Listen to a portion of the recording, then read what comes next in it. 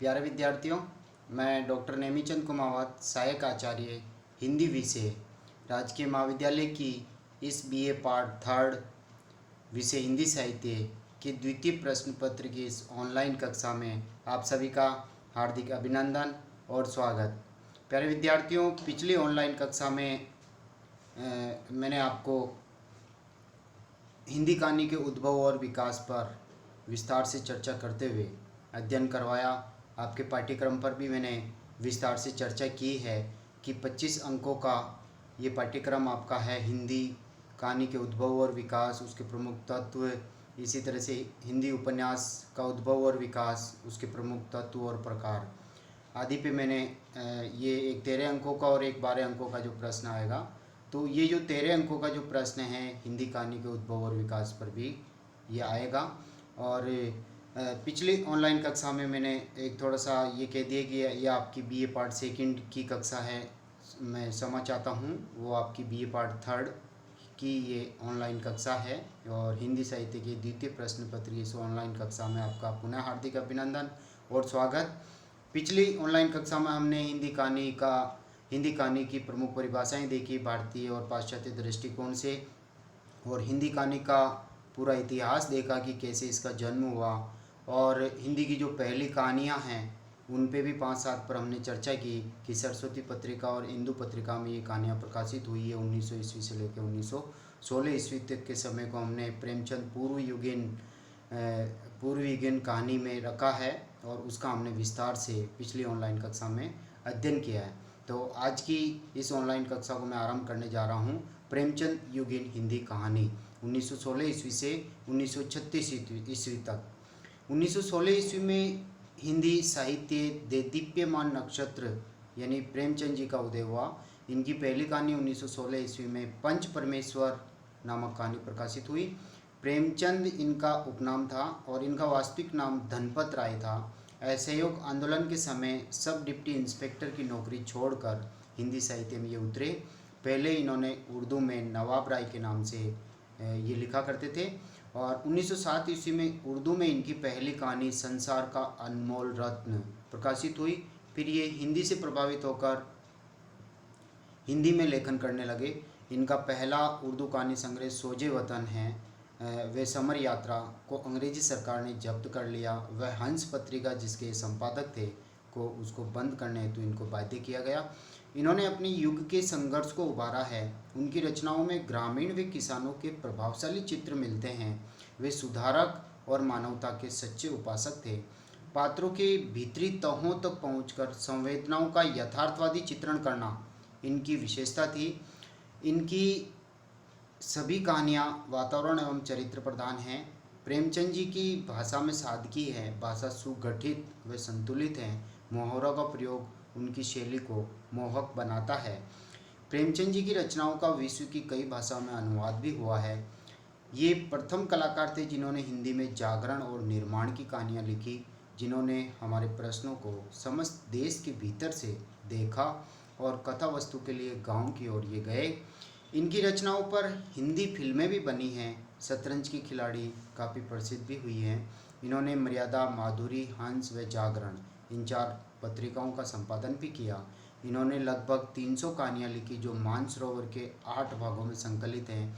इनके कहानी संग्रह पंच परमेश्वर, सप्त सरोज, प्रेम द्वादशी, प्रेम चतुर्थी, प्रेम पच्चीसी, सप्त सुमन आदि कई कहानी पुस्तकें भी प्रकाशित हुई हैं। इनकी कहानियाँ अपने परिवेश से, अपने आसपास के जीवन से जुड़ी हुई है। कई कहानियाँ कस्बे की ज़िंदगी या स्कूल कॉलेजों से भी जुड़ी हुई है। उनकी कहानियों के पात्र हर वर्ग, धर्म, जाति के हैं। इन्होंने कई समस्याओं को उठाया है। जमींदारों के द्वारा किसानों का शोषण करना, सूदखोरों के शोषण से पिसते ग्रामीणों की समस्या, छुआछूत की समस्या, रूढ़ि व अंधविश्वास, संयुक्त परिवार की समस्या, भ्रष्टाचार व व्यक्तिगत जीवन की समस्याएं आदि। इनकी प्रारंभिक कहानियों में आदर्श का पुट है, जिसमें पंच परमेश्वर, आत्माराम, प्रेरणा, ईदगाह, नमक का दारोगा आदि कहानियों का मूल उद्देश्य सच्चे का बोलबाला और झूठ का मुँह काला वाली कहावत लागू होती है। जबकि प्रवृत्ति कहानियाँ जैसे पूस की रात है और कफन जैसी कहानियों तक आते आते ये यथार्थवादी कहानियाँ लिखने लगे थे। प्रेमचंद जी की जो प्रमुख कहानियाँ हैं, वैसे तो 300 कहानियाँ हैं कुल इनकी लगभग, उनमें से कुछ का मैं यहाँ पर उल्लेख कर रहा हूँ। पंच परमेश्वर, बूढ़ी काकी, माता का मंदिर, ग्रहदाह, परीक्षा, आप बीती, सवा शेर गेहूँ, आत्माराम, सुजान भगत, माता का हृदय, कजाकी, शतरंज के खिलाड़ी, बड़े भाई साहब, नशा, ठाकुर का कुआं, ईदगाह, लॉटरी, पूस की रात, कफन, मंत्र, बड़े घर की बेटी, सदगति, सोत, रानी सारंद्रा, वज्रपात, शांति, मुक्ति का मार्ग, कुसुम, मिसपद्या, सज्जनता का दंड, ईश्वरीय न्याय, दुर्गा मंदिर, इस्तीफा, अलगोजा, विचित्र होली, हार की जीत, उद्धार, तावान, होली का उपहार, बेटों वाली विधवा जैसी कहानियाँ हैं। ये कहानियाँ प्रसिद्ध और चर्चित हैं, इन्हें आप कुछ याद कर लें इनमें से। इस काल के जो अन्य कहानीकार हैं प्रेमचंद जी के अतिरिक्त, उनमें हैं पंडित विश्वम्बर नाथ शर्मा कौशिक। इनकी प्रथम कहानी है रक्षाबंधन, 1912 ईस्वी में प्रकाशित हुई। अन्य इन्होंने 200 कहानियाँ लिखी हैं, जो गल्प मंदिर, चित्रशाला, प्रेम प्रतिमा, मणिमाला और कल्लोल संग्रह में संकलित हैं। इनकी कुछ कहानियाँ इस प्रकार है: ताई, विधवा, कर्तव्य बल, विद्रोही, पतित पावन, पगली, कृतज्ञता, माता का हृदय, दुबे जी की चीटियाँ आदि। दूसरे इस युग के कहानीकार है प्रेमचंद युग के सुदर्शन जी। इनका पूरा नाम है पंडित बद्रीनाथ भट्ट सुदर्शन और इनकी पहली कहानी है हार की जीत। इस नाम से प्रेमचंद जी ने भी कहानी लिखी है इसी शीर्षक से। सुदर्शन जी ने अपनी कहानियों का विषय जीवन की ज्वलंत समस्याओं को बनाया है। इनके कहानी संग्रह हैं सुदर्शन सुधा, सुदर्शन सुमन, पुष्पलता, सुप्रभात, तीर्थ यात्रा, गल्प मंजरी, परिवर्तन, पनगढ़, चार कहानियाँ, नगीना आदि। इनकी चर्चित जो कहानियाँ हैं उनमें से कुछ का मैं यहाँ उल्लेख कर रहा हूँ। हार की जीत, कवि की स्त्री, प्रेम तरु, दो मित्र, एथेंस का सत्यार्थी, पत्थरों का सौदागर, कमल की बेटी, एल्बम, आशीर्वाद, न्याय मंत्री, संसार की सबसे बड़ी कहानी, राजपूतानी का प्रायश्चित इत्यादि। इस युग के तीसरे कहानीकार जयशंकर प्रसाद जी, ये बहुमुखी प्रतिभा संपन्न साहित्यकार थे। 1911 ईस्वी में इनकी प्रथम कहानी ग्राम प्रकाशित हुई थी। इनके 5 कहानी संग्रह बहुत प्रसिद्ध हैं: प्रतिध्वनि, छाया, इंद्रजाल, आंधी और आकाशदीप। कुल मिलाकर 69 यानी 69 कहानियाँ इन संकलनों में संग्रहित हैं। उनकी कहानियों में अनुभूति की तीव्रता है, काव्यात्मकता, प्रेम चित्रण, प्रकृति निरूपण एवं कल्पना की प्रचुरता विद्यमान है।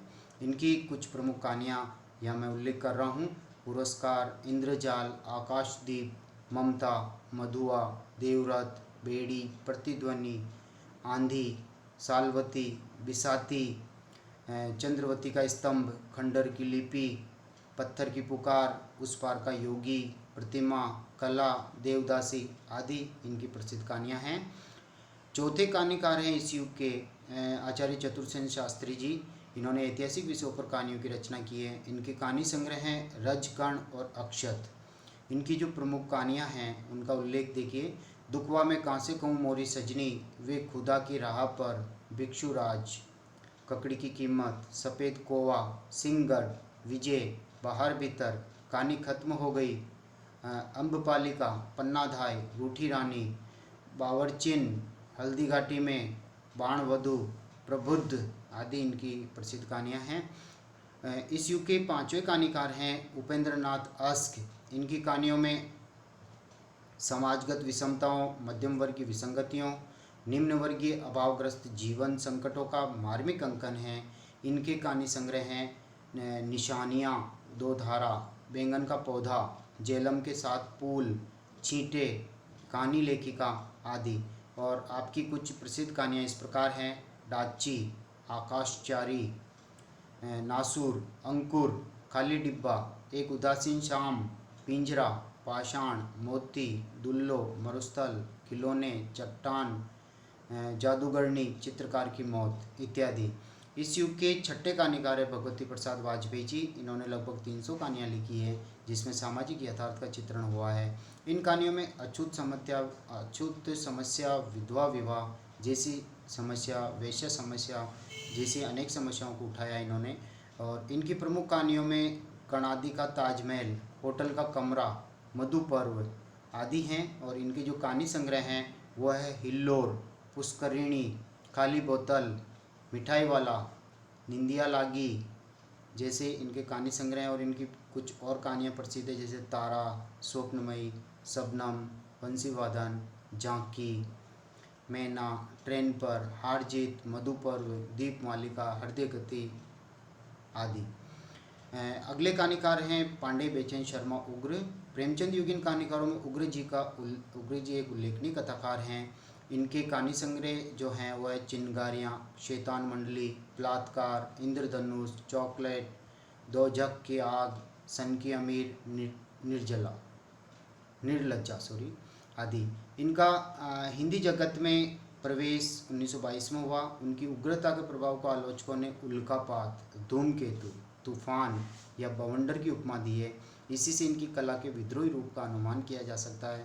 राष्ट्र को हानि पहुंचाने वाली प्रवृत्तियों के प्रति इन्होंने गहरा विद्रोह व्यक्त किया है, जिसमें अश्लीलता भी आ गई है। इनका उद्देश्य जीवन की कुरूपता का अंत करना है। अगले कहानीकार हैं इस युग के राधिका रमण प्रसाद सिंह। इन्होंने विभिन्न सामाजिक समस्याओं एवं राजनीतिक आंदोलनों का चित्रण अपनी कहानियों में किया है। और इनके जो कहानी संग्रह है वह गांधी टोपी, सावनी सभा, गल्प कुसुमांजलि और उनकी कुछ प्रसिद्ध कहानियों में हैं कानों में कंगना, बद्री नारायण, पैसे की सुंगनी इत्यादि। अगले 90 कहानीकार है प्रेमचंद युग के, वह है ज्वाला प्रसाद शर्मा जी। इन्होंने बहुत थोड़ी संख्या में कहानियाँ लिखी, किंतु हिंदी जगत में इनका अच्छा स्वागत हुआ। इनकी कहानियों में है भाग्य चक्र, अनाथ बालिका और विधवा इत्यादि। और 10वें कहानीकार आते हैं जनार्दन प्रसाद झा द्विज। इन्होंने अपनी कहानियों में करुण रस की अभिव्यक्ति मौलिक ढंग से की है। इनके कहानी संग्रह हैं किसलय, मृदुदल, मधुमयी आदि। और अगले 11वें कहानीकार हैं चंडी प्रसाद हरदेश और इनका दृष्टिकोण आदर्शवादी था। इनकी कहानियों में हमें सेवा, त्याग, बलिदान, आत्मशुद्धि आदि उच्च भावनाओं का चित्रण मिलता है। और इनके कहानी संग्रह नंदन निकुंज और वनमाला। 12वें कहानीकार आते हैं सियाराम शरण गुप्त जी। ये मैथिली शरण गुप्त जी के बड़े भाई हैं। इन्होंने कविता की भांति कहानी के क्षेत्र में भी अच्छी सफलता प्राप्त की है। कोमल भावनाओं का चित्रण रोचक शैली में प्रस्तुत किया है। इनकी सबसे अच्छी कहानी है झूठ सच। इनकी कहानियाँ मानुषी में संग्रहित है। इनके अतिरिक्त बेल की बिक्री कहानी भी इनकी चर्चित है। अगले 13वें कहानीकार है राधा कृष्ण दास। इन्होंने भावपूर्ण कहानियों की रचना की। कवित्वपूर्ण वातावरण की सृष्टि और नाटकीय शिल्प प्रयोग में वे प्रसाद जी की भांति ही सिद्धहस्त हैं। अंतेपुर का आरंभ और रमणों का रहस्य जैसी कहानियाँ इन्होंने लिखी हैं। अगले कहानीकार है विनोद शंकर जी व्यास। इनकी कहानियों में प्रसाद जी की करुणा, प्रेम आदि भावनाओं का प्राधान्य है। इनके 2 कहानी संग्रह मधुकरी नाम से प्रकाशित हुए हैं। इनकी कहानियों में कल्पनाओं का राजा, विधाता, अपराध आदि उल्लेखनीय हैं। 15वें कहानीकार के रूप में आते हैं विश्वम्भर नाथ जीजा। इन्होंने रोमांस व प्रेम से परिपूर्ण कलात्मक कहानियों की रचना की है, जिसमें सौंदर्य की महिमा, विदीर्ण हृदय, परदेसी आदि प्रमुख हैं। 16वें कहानीकार देखिए वृंदावन लाल वर्मा जी। इनकी प्रमुख कहानियाँ हैं शरणागत, कनफटा, झंडा, कलाकार का दंड, जैनावादी बेगम, शेरशाह का न्याय आदि उल्लेखनीय हैं। 17वें कहानीकार के रूप में आते हैं पदुमलाल पुन्नालाल बख्शी जी ने पारिवारिक एवं सामाजिक जीवन पर अनेक आदर्शोन्मुखी कहानियाँ प्रस्तुत की है, जो अंजलि व जलमला नामक संग्रह में संग्रहित है। 18वें कहानीकार के रूप में आते हैं हमारे सामने सूर्यकांत त्रिपाठी निराला जी। इनकी कहानियाँ लिली, सखी, शकुल की बीवी और चतुरी चमार शीर्षक से संग्रहित हैं। इनकी कहानियों में पद्या, लिली और श्रीमती गजानन शास्त्रिणी प्रमुख हैं, जिसमें काव्यात्मक वातावरण की सृष्टि हुई है। 19वें कहानीकार हैं सुमित्रानंदन पंत। इनकी पान वाला कहानी इसी काल में छपी थी, ये बहुत चर्चित भी हुई है। 20वें कहानीकार है राहुल शंकर तैन जी। इन्होंने भी कुछ कहानियों की रचना की है, जो सतमी के बच्चे संग्रह में संग्रहित हैं। 21वें कहानीकार हैं भगवती चरण वर्मा जी। इन्होंने इतिहास, धर्म, राजनीति, सामाजिक जीवन पर कहानियाँ लिखी हैं। इनकी प्रसिद्ध कहानियाँ हैं प्रायश्चित, मुगलों ने सल्तनत बख्श दी, तो बांके, इंस्टॉलमेंट, कुंवर साहब का कुत्ता आदि।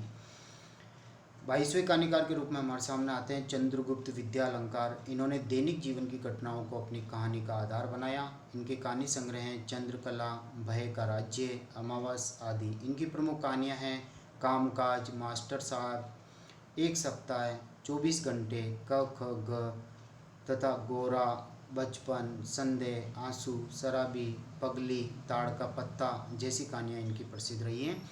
23वें कहानीकार के रूप में आते हैं विष्णु प्रभाकर जी। इन्होंने वर्तमान समय की सामाजिक व्यवस्था तथा व्यक्ति एवं परिवार के संबंधों को लेकर अनेक कहानियाँ लिखी हैं। इनकी उत्तम कोटि की कहानियों में धरती अब भी घूम रही है, रहमान का बेटा, ठेका, जज का फैसला, गृहस्थी, मेरा बेटा, अभाव आदि। महिला कहानीकारों में प्रमुख है सुभद्रा कुमारी चौहान। इनके कहानी संग्रह हैं बिखरे मोती और उन्मादिनी। इनकी पापी पेट कहानी काफ़ी प्रसिद्ध रही है।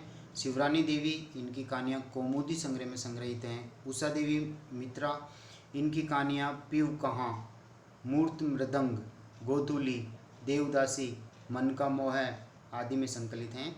और यहाँ पर प्रेमचंद युगीन जो कहानीकार आपने अभी देखे हैं, 26 कहानीकारों पर हमने अध्ययन किया है, इनके ऊपर विस्तार से चर्चा की है। और आपकी परीक्षा में जब ये प्रश्न आता है तो इन 26 में से लगभग आप 10 प्रमुख कहानीकारों को याद रखें, उनका नामोल्लेख करें और उनकी एक एक दो कहानियाँ आप उल्लेख करें, तो आपके अच्छे से अच्छे अंक आ सकते हैं। अब हम प्रेमचंद युगीन कहानियों का निष्कर्ष की ओर हम आगे बढ़ते हैं। निष्कर्ष हैं, प्रेमचंद युग ने हिंदी कहानी को मजबूत नींव ही नहीं दी, बल्कि उसे कलात्मक ऊंचाइयों तक भी पहुंचाया। तात्पर्य है कि इस युग में हिंदी कहानी अपने विकास की प्रारंभिक अवस्थाओं को पार कर वहां पहुंच गई जहां उसे होना चाहिए, जहां से हमें इसके श्रेष्ठ रूप के दर्शन होने लगते हैं। इस युग में सामाजिक समस्याओं को प्रमुख रूप से उठाया गया है। प्रेमचंद जी, कौशिक जी जैसे विद्वानों ने समस्याओं के समाधान की ओर भी संकेत किया है। उग्र जी, चतुर्सेन शास्त्री जैसे ये विद्वानों ने यथार्थवादी दृष्टिकोण अपनाकर समस्याओं का नग्न रूप प्रस्तुत किया है। इस युग की सभी कहानियों में राष्ट्रीयता, देशभक्ति, रूढ़िवादिता का विरोध व उत्पीड़न का विरोध तथा मानवता की पक्षधरता की बात देखने को मिलती हैं। वास्तव में प्रेमचंद युग में कहानी ने अपने स्वरूप को संवारने व निखारने का काम किया है। उसकी विषय वैविध्य एवं शिल्प की सजगता का विकास हुआ। शैली व शिल्प की दृष्टि से कहानी अपनी प्रौढ़ता को प्राप्त कर रही थी। भाषा में सपाट बयानी, सादगी, लोकोक्ति एवं मुहावरों का सही प्रयोग तथा पात्रानुकूल जैसे गुण विद्यमान हैं। अतः इस युग में लोक मंगल और लोक रंजन की प्रवृत्ति विशेष रूप से विद्यमान रही हैं। इस युग की कहानियाँ प्राय सुगठित एवं संतुलित हैं।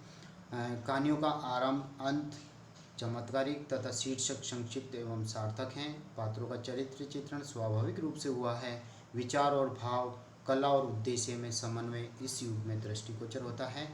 प्यारे विद्यार्थियों, आज की इस ऑनलाइन कक्षा में हम इतना ही अध्ययन करेंगे। अगली जो ऑनलाइन कक्षा होगी आपकी इस BA 3rd हिंदी विषय के द्वितीय प्रश्न पत्र की, वो होगी प्रेमचंदोत्तर हिंदी कहानी पर। तो प्यारे विद्यार्थियों, जय हिंद, जय भारत।